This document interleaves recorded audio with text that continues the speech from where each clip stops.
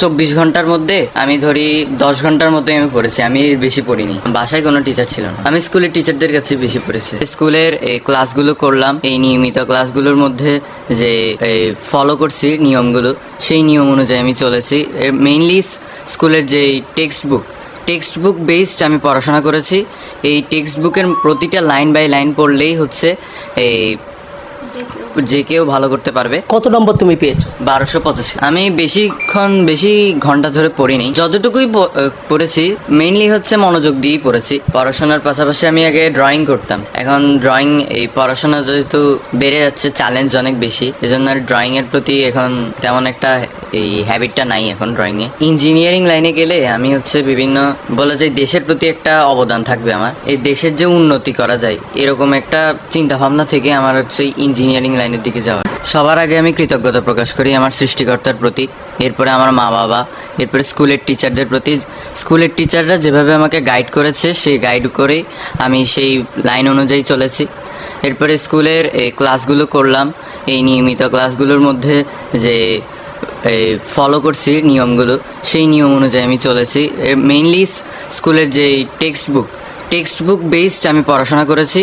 এই টেক্সট বুকের প্রতিটা লাইন বাই লাইন পড়লেই হচ্ছে এই যে কেউ ভালো করতে পারবে। এরপরে আমি স্কুলের টিচারদের বাইরেও অন্যান্য স্কুলের টিচারদের কাছেও আমি বিভিন্ন সময় সহযোগিতা নিয়েছি। এরপরে তারা আমাকেও সাহায্য করেছে বিভিন্ন বিষয়ে, তো তাদের সকলের প্রতি আমি কৃতজ্ঞ। এই আমরা একটু জানতে চাচ্ছি যে কত নম্বর তুমি পেয়েছো? 1285।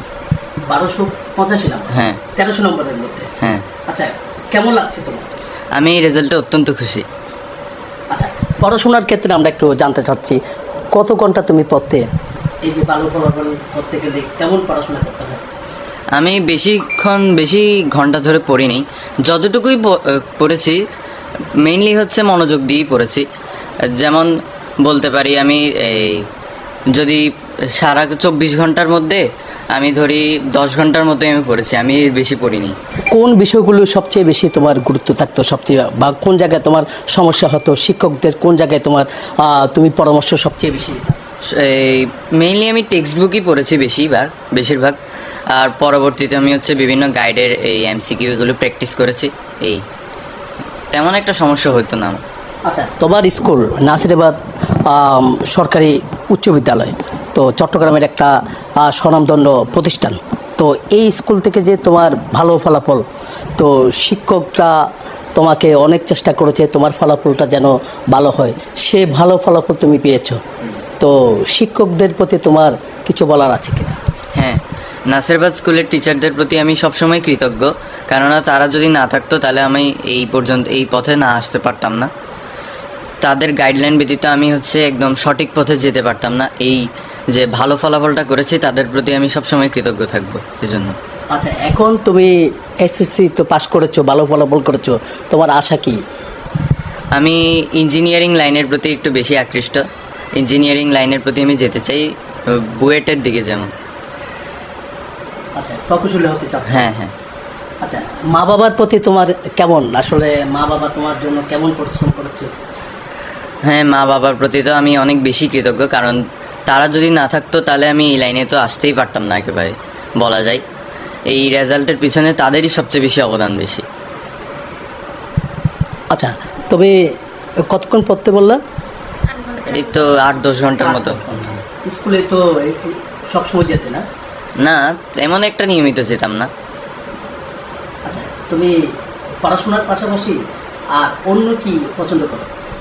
পড়াশোনার পাশাপাশি আমি আগে ড্রয়িং করতাম, এখন ড্রয়িং এই পড়াশোনা যেহেতু বেড়ে যাচ্ছে, চ্যালেঞ্জ অনেক বেশি, এজন্য আর ড্রয়িংয়ের প্রতি এখন তেমন একটা এই হ্যাবিটটা নাই এখন ড্রয়িংয়ে।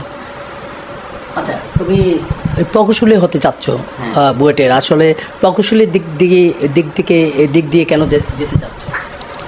কারণ ইঞ্জিনিয়ারিং লাইনে গেলে আমি হচ্ছে বিভিন্ন এই বলা যায় দেশের প্রতি একটা অবদান থাকবে আমার, এরকমই। অবদানটা কি? মানে এই যখন এই বলা যায় এই দেশের যে উন্নতি করা যায় এরকম একটা চিন্তা ভাবনা থেকে আমার হচ্ছে ইঞ্জিনিয়ারিং লাইনের দিকে যাওয়ার ইচ্ছা। আচ্ছা, পরীক্ষা যখন দিয়েছো তুমি কি বুঝতে পেরেছো তোমার ফলাফল এটা আসবে? হ্যাঁ, শিওর ছিলাম অনেকটাই বলা যায়। আমার 1280+ পাওয়ার ইচ্ছা ছিল আগে থেকে। 1280 পাওয়ার হ্যাঁ আগে থেকে ছিল। এখন তো আরো বেশি পেয়েছো। হ্যাঁ। আরো বেশি পেয়েছো। আচ্ছা, কি মনে করো আসলে তোমার সহপাঠী যারা, তোমার বন্ধু যারা আছে তারাও তো ভালো রেজাল্ট করেছে। হ্যাঁ হ্যাঁ। তো একসাথে যেতে একসাথে আসতে, এখন তো যেমন ধরো এখন স্কুল থেকে এখন কলেজে চলে যাবা, তো কেমন লাগছে আসলে স্কুল চলে হ্যাঁ, স্কুলের বন্ধুদের তো আমি অনেক মিস করবই, কেননা তারাও আমাকে অনেক সাহায্য করেছিল অনেক ক্ষেত্রেই। যেমন বলা যায় আমার ক্লাসমেট অনেকেই ছিল, তারা হচ্ছে তাদের সাথে আমি অনেক জায়গায় গিয়েছিলাম, স্কুলের টিচারদের কাছে পড়েছিলাম। তো তারাও যদি না থাকতো তাও আমি এখানে ক্ষেত্রে অনেকগুলো অ্যাডভাইস তারাও দিয়েছিল, তাদের প্রতি আমি ধন্যবাদ জানাই। আচ্ছা, তুমি কি শুধু কি তোমার মা বাবা পড়াতো নাকি কোনো টিচারের কাছেও পড়তে? না, বাসায় কোনো টিচার ছিল না, আমি স্কুলের টিচারদের কাছে বেশি পড়েছি। আচ্ছা, আমরা এখন